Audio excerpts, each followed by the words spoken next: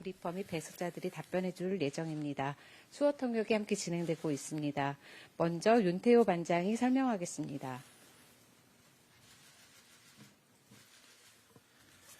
네, 3월 25일 수요일 정례 브리핑을 시작하겠습니다.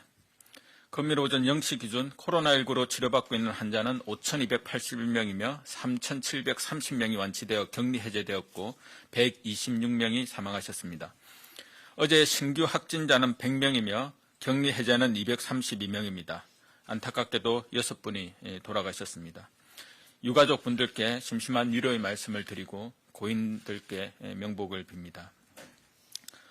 금일 오전 0시 기준 확진자 100명 중 해외에서 유입된 사례가 51명입니다. 검역 단계에서 확인된 건이 34명으로 이 중 내국인이 28명, 외국인이 6명입니다. 지역사회에서 확인된 해외 유입 사례는 총 17건이며 이 중 15명이 내국인, 2명이 외국인입니다. 현재까지 조사가 완료된 해외 유입 관련 사례는 총 227건이며 이 중 내국인은 206명으로 91%를 차지하고 있습니다. 해외의 우리 국민을 보호하는 것은 헌법이 부여한 국가의 책임임을 다시 한번 강조드립니다. 오늘 국무총리 주재로 열린 중대본 회의에서는 미국 입국자 검역 관리 강화 방안, 광주, 전북, 전남, 제주의 사회적 거리두기 이행 상황, 유흥시설 사회적 거리두기 이행 상황, 마스크, 수급 동향 등을 보고받고 논의하였습니다. 정세균 총리는 유럽발 입국자에 대한 전수검사에 이어 미국발 입국자에 대한 강화 조치도 시급하다며 우리 방역 체계가 감당할 수 있는 수준에서 효과적인 방안을 마련할 것을 주문하고 고령의 고위험 환자들이 많은 요양병원에서의 감염은 의료체계에 부담을 주고 지역사회로 번질 우려가 있으므로 요양병원 감염을 막기 위한 간병인들에 대한 관리와 방역 대책을 신속히 강구해 줄 것을 당부하였습니다. 오늘은 국민들에게 사회적 거리두기를 보름간만 한층 더 강화하자고 호소한 지 4일차가 되는 날입니다. 전 세계적으로 코로나19가 빠르게 확산되면서 주요 국가들은 코로나19의 확산을 저지하기 위해 외출금지, 사업장 폐쇄, 교통 차단 등 유례가 없는 정도의 높은 사회적 제한을 가하고 있습니다. 이에 반해 우리나라의 사회적 거리두기는 국민들의 성숙한 시민의식에 기반해 보다 자율적이고 민주적으로 진행되며 상당한 성과를 거두고 있습니다. 지금까지 성숙한 시민의식을 보여주고 계신 국민 여러분들께 깊은 감사의 말씀을 드립니다.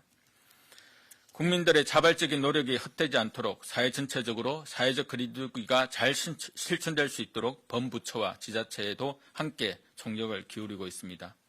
어제는 전국적으로 41,058개소 고위험시설과 사업장을 점검하였고 방역 지침을 위반한 2,546곳에는 행정지도를, 2곳에는 행정명령을 조치하였습니다.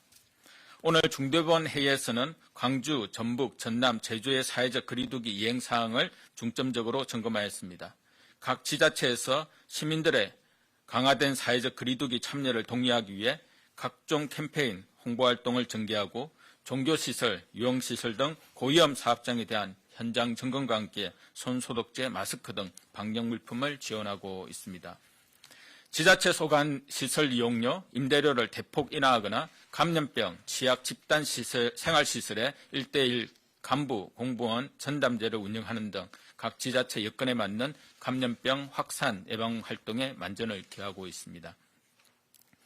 코로나19 극복을 위해 중앙과 협력하여 신속하게 대응하고 계시는 모든 지자체 관계자분들과 이에 적극 협조해 주시는 시민분들께 감사드립니다. 정부는 이러한 강화된 15일간의 사회적 거리두기 이후 일상과 조화되고 일상에서 상시 실천할 수 있는 지속 가능한 사회적 거리두기를 준비하고 있습니다. 빠르면 이달 중 관계 전문가, 정부, 시민사회가 참여하는 사회적 합의기구를 구성하여 모두가 머리를 맞대고 우리 사회가 수용 가능한 방역 조치 그리고 이에 수반하는 지원 방안에 대해 논의할 계획입니다. 이러한 일상생활 방역은 지역사회 전파가 상당수로 차단되고 유행이 줄어든 경우에만 가능한 것이므로 국민 여러분의 강력한 사회적 거리두기 실천에 협조가 필요함을 거듭 당부드립니다. 미국 입국자에 대한 검역 강화에 대해 설명드리겠습니다. 방역당국은 미국에 대해서도 코로나19 환자 유입 가능성이 커지고 있어 미국 입국자에 대해 2주간 자가격리를 적용하기로 하였습니다. 미국의 경우 유럽에 비해 인구 대비 확진자 수나 입국자 대비 확진자 수가 다소 낮은 편이나 다른 국가에 비해 입국자 중 확진 환자 수가 많고 증가 속도가 빠르고 입국자 수도 많아지고 있는 상황입니다. 이에 따라 우선 미국 입국자도 2주간 자가격리 대상에 포함하는 등 검역을 강화하기로 하였습니다. 미국 입국자 중 증상이 있는 경우는 공통의 원칙에 따라 모두 공항에서 선제 격리하고 진단검사를 통해 음성을 확인하고 입국시키게 됩니다. 증상이 없는 내국인과 장기 체류 목적 외국인의 경우 2주간 자가격리에 처하고 이 기간 중 증상이 나타나는 경우 진단검사를 실시합니다. 공항에서부터 검역소장에 격리 통지서가 발부되며 이를 위반하는 경우 내 외국인을 막론하고 1년 이하 징역 또는 1천만 원 이하 벌금에 처하게 됩니다. 출장, 공무 등 단기 체류 목적의 외국인은 일정한 거소가 없어 자가격리가 어려우므로 입국 과정에서 진단검사를 실시하여 음성을 확인하고 입국을 허용하며 이후에도 매일 전화로 모니터링하는 강화된 능동 감시를 실시할 예정입니다. 미국 입국자에 대한 자가격리 조치는 미국 현지 발권 과정에서 사전 통보, 검역 준비 사항 등을 고려하여 3월 27일 금요일 0시를 기점으로 적용할 예정입니다. 미국 입국자 중 80% 이상은 유학, 출장 등에서 돌아오는 내국인으로 귀국 후 14일간은 자택에서 자가격리를 철저히 지켜주실 것을 당부드립니다. 앞으로 미국 입국자의 확진자 수를 지속적으로 모니터링하면서 위험도가 증가하는 경우 입국자 전수에 대한 진단검사도 검토해 나갈 계획입니다. 코로나19가 세계적으로 대유행되면서 외국에 입국하시는 분들은 코로나19에 감염 위험이 있습니다. 외국에서 들어오시는 분들은 증상이 없다 하더라도 가급적 14일간 자택에 머물며 상태를 살피고 외출을 자제해 주실 것을 거듭 당부드립니다. 한편 정부는 해외 입국자 증가에 대비하여 해외 입국 경증 환자를 전담으로 치료하기 위한 생활치료센터 2개소를 추가적으로 지정합니다. 파주 국가대표 트레이닝센터의 경기국제1센터와 안산에 위치한 중소벤처기업연수원의 경기국제 2센터를 오늘부터 운영할 예정입니다. 경기국제1센터는 건강보험공단이 운영을 맡고 뉴고려병원이 협력병원으로 참여하며 경기국제2센터는 국민연금공단이 운영을 맡고 고려대 의료원이 협력병원으로 참여하여 의료 서비스를 제공할 계획입니다. 생활치료센터 개소에 적극 협조해 주신 경기도와 파주시, 안산시 관계자분들, 주민들께 깊은 감사의 말씀을 드립니다. 치료제 및 백신 개발을 위한 정부의 지원 노력에 대해서도 설명드리겠습니다. 코로나19는 전용 치료제가 없어 정부는 대한감염학회 등 전문가 권고안을 바탕으로 후천성 면역 결핍점 치료제, 말라리아 치료제 등 다른 질환 치료제 7종에 대해 2월부터 건강보험을 적용하여 우선 사용할 수 있도록 조치한 바 있습니다. 유입 초기인 1월 말 약 16억 원의 예산을 긴급히 확보하여 국내 제약기업들이 전용치료제 개발 연구에 신속히 착수할 수 있도록 지원하였으며 예비비 10억 원, 추경 50억 원 등 총 60억 원을 추가로 투입하고 임상계획 승인을 신속히 진행하는 등 치료제 및 백신 개발 연구를 위해 국내 연구자, 제약기업 등과 긴밀히 협력하고 있습니다. 코로나19에 대응하기 위한 민생경제 지원 사업에 대해 설명드리겠습니다.